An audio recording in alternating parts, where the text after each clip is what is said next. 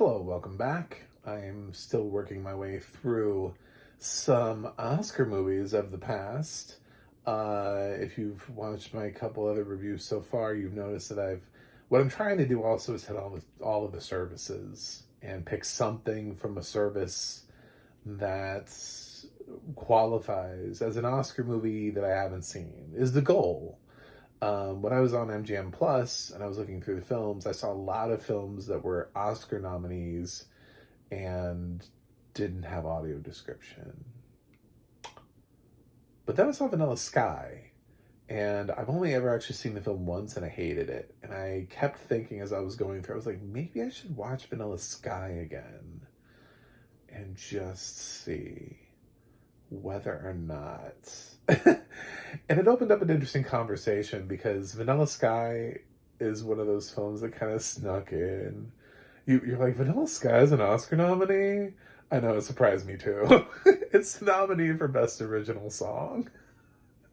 Paul McCartney wrote the song Vanilla Sky. If you know anything about Vanilla Sky, it's directed by Cameron Crowe. And he's very the music in his films is very selective. Actually, it's funny because I started watching this stuff. I was like, what happened to Cameron Crowe? Where the fuck did he go? The last two things he's directed are basically concert films. I don't know why. I don't know if he stopped watching. He's not that old. He's like in his late 60s. He's alive. The last film he seems to have directed, it's like it's been a minute. You know what I'm saying? Like it's been a minute since he's directed a film. So I guess he ran out of ideas, or he just wants to direct concert films. I don't know, but I'm actually a fan. I liked Elizabethtown. I like Elizabethtown. I think that is a charming movie. And I like a lot of his films. Almost Famous, Jerry Maguire, Say Anything. I think he's a really interesting writer director, and maybe not everything of his worked, but maybe he didn't quite get the success that he wanted. Vanilla Sky is probably the least interesting thing of his. Well, actually, it is interesting. My least favorite thing of his that I've seen. So, except Aloha, the reason he doesn't direct anymore. I was getting there. I forgot Cameron Crowe did Aloha. And man, we bashed him for Aloha. Poor dude. So we did this to him. We broke his spirit, and now he just wants to do concert movies. So, you know, get back on the horse, man. One shitty film does not mean your whole career. So I'm sorry that you wrote Aloha too. It's move on. This film stars Tom Cruise, Cameron Diaz, Penelope Cruz, Jason Lee, Kurt Russell, a bunch of people in like smaller roles. You're just like, oh, Michael Shannon's in this? You're just like, what? Yeah, so it's got a couple of those. And like I said, it's nominated for an Oscar for best song for Paul McCartney's Vanilla Sky. So that's how it got in. Although this film has a very interesting path to the Oscars, because while I did my research, I noticed that basically Cameron Diaz was robbed. Doesn't feel like it because I just watched the film. However, she was robbed of an Oscar nomination. She had enough precursor awards where if we were doing that whole thing and we were on YouTube and everybody was doing Oscar predictions, people would be predicting her. If Gold Derby existed back then, I don't know if they did, she would have been top 5 because she had all of what she needed to get nominated. The only thing she doesn't have is a BAFTA nomination, which is fine, but she has a Critics' Choice nomination, she has a SAG nomination, and she got a Golden Globe nomination. She had like a trifecta of the major nominations, and she was also picked by AFI for Best Supporting Performance by a Female Actress, in addition to a bunch of film critics from like Boston to Dallas, Fort Worth. A whole bunch of people had her either nominated on their list or whatever. She was being recognized across the board. at the same time, Penelope Cruz is being recognized by people who do the worst ofs. Like the Razzies nominated Penelope Cruz for Worst Supporting Actress. So it's really unfair. You know, this was adapted from Abre los Ojos, which is directed by Alejandro Amenabar, another director that was like, what happened to him? Where'd he go? And she starred in the original cast, so this is actually her film. She's transitioning into the English language, and she doesn't have a full grasp of it yet. It's actually a really interesting thing. If you aren't familiar with any of Penelope Cruz's earlier English language work, you'll see how far she's come in terms of being able to interpret and emote through English. It's hard sometimes. Like, if you took an American actor and threw them into another film and then it was in a foreign language, like, could you imagine, like, Tom Cruise doing a film in French? Like, even like one of our best, like, let's say Meryl Streep is doing a film in German, entirely in German. She has to entirely. You'd be like, and I think the German audience would be like, I know it's Meryl Streep, but she's not very good here. You know, I think I was a little bit Russian, but um, yeah. So she wasn't really granted that sort of like grace period to like work on. We just immediately were like, no, she's awful. It's like, no, dude, she just isn't English. It's not her first language. She's figuring it out. And now she's like an Academy Award winner with multiple nominations. So, I don't think it's a bad performance. I think she was just trying to figure some things out. Anyway, uh, it's an interesting film. It's got a lot of themes and choices. It's so interesting that Cameron Diaz got that close to an Oscar nomination. I looked at it and I was like, wow, she was really close. I mean, she was arguably the snub in that category, based on what she got. I don't know who else would have been considered a snub that year, but that's a big trifecta to have. Especially SAG, that's a big precursor award to have because they actually have an overlapping voting body. Um, I don't know. I liked it. I liked it better. You know, I think when I was at 18 when this film came out, and when you're young, and I look at the kids nowadays, and they're popping up on YouTube, and they're coming in with their movie tastes, and their movie tastes are so predictable, they're so trendy. But like all of them are in like really into A24. They think that that is how we've curated films through A24. No, no, no. No, if anything, be obsessed with the Criterion Collection. Start there and and work your way through other films. But they're trying really hard to be film bosses. And I remember when I was 18 and I thought I knew everything about movies too. And you just have to watch more.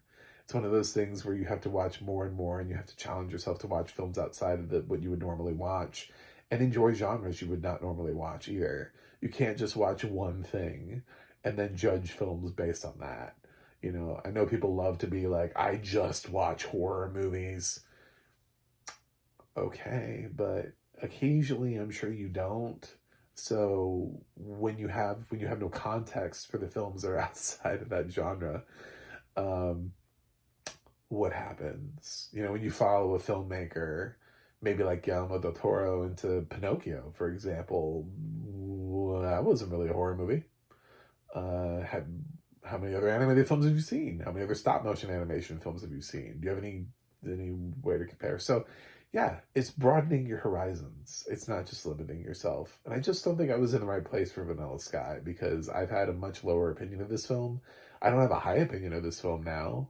But I thought it was more interesting and it had some ideas. I know those ideas come from Abre los Ojos and Alejandro Amenabar, and they're not really Cameron Crowe's ideas. He's just adapting it for an American audience. So there's that debatable thing of, did we need this? Um, and that's a very valid thing. But, I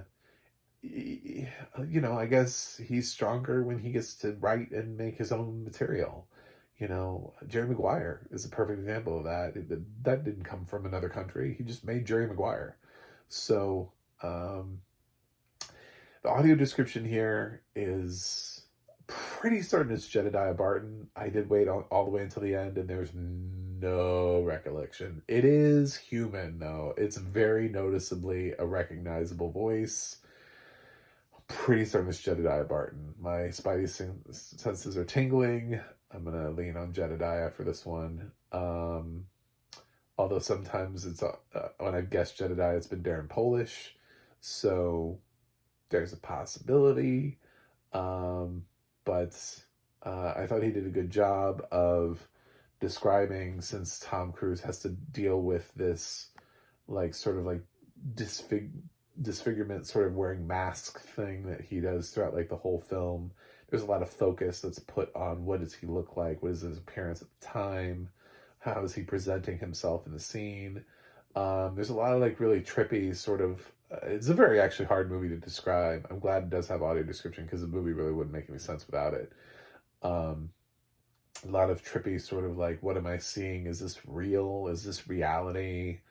With an incredibly ambiguous ending, but uh, yeah, it has a lot of that going, pulsating through the film too, where he sees one person and then it becomes somebody else, and then he's like, wait a minute, I don't know where I am, what happened, where am I?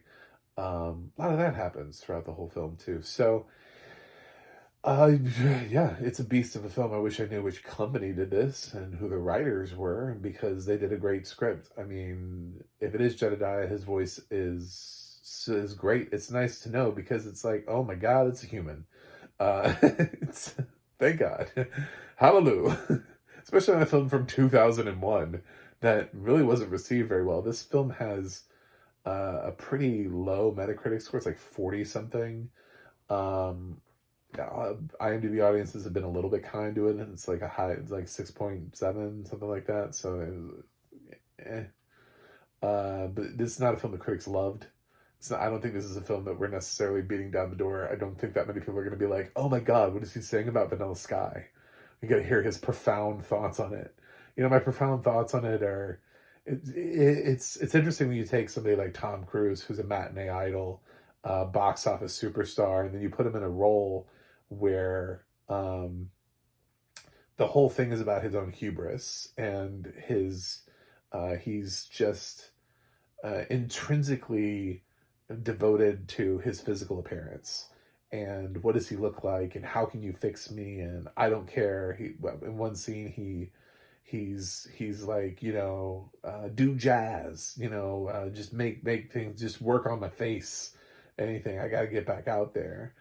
um and he's just begging for that. So yeah, he just really wants to get back to normal. But it has some cringeworthy dialogue in here. That line that Cameron Diaz has in here, which I noticed IMDb has the awards listed. It was nominated for the line of the year or whatever. That's a dumb line. That's a dumb. I can't. I don't even want to repeat it here. It's a dumb line. It sounds terrible when Cameron Diaz says it. It was the reason why I was like, wait a minute. She, she came that close to an Oscar with that dialogue. That's amazing. Yeah, God, they make her say some really cringy shit. Um, you've been inside me 4 times. That means something. I was like, what is happening in this film? Uh, I think she did exactly what that role needed her to do, but God, her dialogue is terrible. It is so bad. It's so bad. So I don't really know what to do with this film. I think if you had asked me before, if I was just waiting off of having seen this film 22 years ago, and somebody was like, grade Vanilla Sky right now, I was like, I haven't seen it in 22 years, but I don't know, D? D minus, D plus, I don't know, somewhere down in there. Not an F, but yeah, D. I'm kind of up to like a C plus. I think there's some stuff happening here. There's some interesting concepts and ideas. I think most of those are coming from Abre los Ojos, which just translates to open your eyes, by the way, for those of you who are too lazy to look up what that means. um, and yeah, it's it didn't necessarily we didn't it did get better, and that's happened a lot for me. I revisited a film. Sometimes it gets better, and sometimes it gets worse. This one did get better. I'm in a different place. I'm older, and I was able to look at this film in a different light. But there's still some things here where I was like, "Oh no." It was nice to see Jason Lee. I don't know where Jason Lee went as an actor, but I feel like he just fell off the face of the planet. So,